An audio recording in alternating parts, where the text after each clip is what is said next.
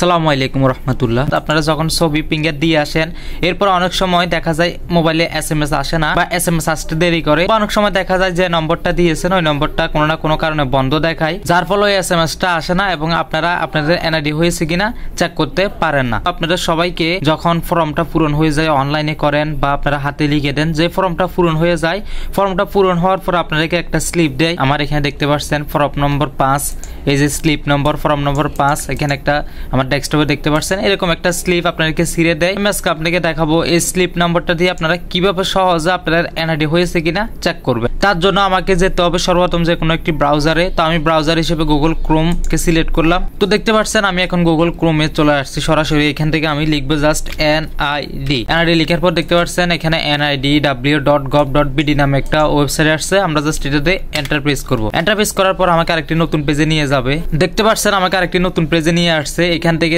একটা লেখা আছে দেখেন NID অনলাইন সার্ভিস নামে একটা অপশন আছে। আমি জাস্ট এটাতে ক্লিক করব। এটাতে ক্লিক করার পর আমাকে আরেকটি নতুন পেজে নিয়ে যাবে। দেখতে পাচ্ছেন আমাকে আরেকটি নতুন পেজে নিয়ে গেছে। এখানে বলতেছে রেজিস্টার করুন। এই রেজিস্টার করুন অপশন আমি জাস্ট একটা ক্লিক করব। ক্লিক করার পর আমাকে আরেকটা নতুন পেজে নিয়ে যাবে। এই যে দেখুন আমাকে আরেকটা পেজে নিয়ে আসছে। এখানে দেখাচ্ছে অ্যাকাউন্ট রেজিস্টার, জাতীয় পরিচয়পত্র নম্বর বা ফর্ম নম্বর। দেখতে পাচ্ছেন যদি আপনি এর আগে NID বাইর করে থাকেন, তাহলে যদি চান NID আবার বাইর করার জন্য, তাহলে আপনার NID নম্বর যেটা আছে ওইটা দিবেন, আর এখানে আপনার জন্ম তারিখ, মাস, বছর এগুলা দিবেন।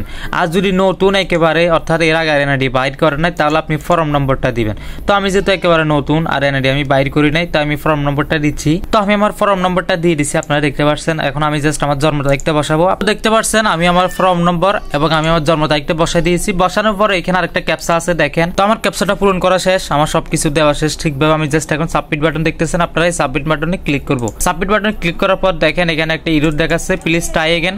যখন এটা দেখাবে আপনারা কি করবেন, জাস্ট আপনারা যে ফর্ম নম্বরটা আছে ফর্ম নম্বরটার আগে একটা লিখে লিখবেন, এটা হচ্ছে NIDFN এবং সব লেখাগুলো আপনারা বড় হাতে লিখবেন। দেখেন আমি এখানে দেখাই আমার ফর্ম নম্বরে কিন্তু লেখা আছে, এই যে দেখতে পাচ্ছেন আপনারা NIDFN। এরপর আমার ফর্ম নম্বরটা দিয়েছে। আপনারা প্রথমে এই নম্বরটা NIDFN-টা বাদ দিয়ে নম্বরটা দিয়ে দেখবেন সাধারণত হয়েছে কিনা। যদি না হয় তাহলে দেখবেন NIDFN দিয়ে পুরো অর্থাৎ পুরো ফর্ম নম্বরটা লিখে এরপরে চার্জ দিবেন। আমার NIDFN লিখে শেষ। দেখতে পাচ্ছেন আমি জাস্ট এখন আবার যে একটা ক্যাপচা দিয়েছে নতুন করে, আমি ক্যাপচাটা পূরণ করব। ক্যাপচাটা পূরণ করে আবার সাবমিট বাটনে ক্লিক করব।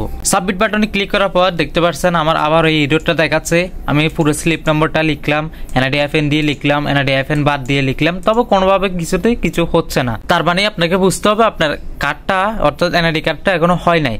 এবং আপনার যদি মনে করে থাকেন যে আমার কার্ডটা এতদিন হয়ে গেছে এখনো হয় নাই, বা হয়ে গেছে আপনার মনে হচ্ছে এখানে সার্ভার জনিত সমস্যা দেখা দিচ্ছে, তাহলে আপনারা একটা কাজ করতে পারেন। আপনারা আপনার স্লিপ নম্বরটা নিয়ে আপনাদের যে নির্বাচন অফিস আছে অর্থাৎ আপনাদের উপজেলা যেটা নির্বাচন অফিস, আপনারা ওইখানে যাবেন, ওইখানে গিয়ে যোগাযোগ করবেন। যদি আপনার NID-টা হয়ে থাকে তাহলে ওনারা আপনাদেরকে ওইখান থেকে বলে দিবে। অনেক ক্ষেত্রে দেখা যায় কি আপনার যে ডাটাগুলো ঢাকাতে অ্যাপ্রুভ হয় কিন্তু চট্টগ্রামে আসে না বা অন্যান্য ডিস্ট্রিক্টে যায় না, যার কারণে ডাটাগুলো পাওয়া যায় না। এখন আমি আপনাদেরকে দেখাবো আরেকটা নতুন স্লিপ নম্বর দিয়ে যেখানে NID-টা হয়েছে বা কিভাবে আপনারা অনলাইনে বুঝবেন যে আপনার NID-টা হয়েছে কিনা।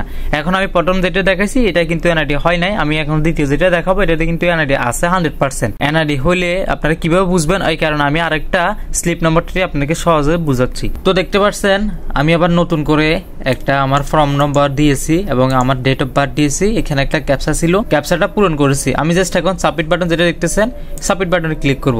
সাবমিট বাটনে ক্লিক করার পর দেখেন your account is already claimed and security by password, অর্থাৎ এই অ্যাকাউন্টটা পাসওয়ার্ড দিয়ে আগে থেকে সংরক্ষণ করা আছে।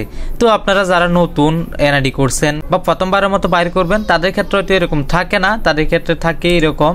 আমি দেখাই আপনাকে, এই জাস্ট এরকম থাকবে আপনার প্রেজেন্ট অ্যাড্রেস, পার্মানেন্ট অ্যাড্রেস। তা আমি প্রেজেন্ট অ্যাড্রেস দিব, পার্মানেন্ট অ্যাড্রেস দিব।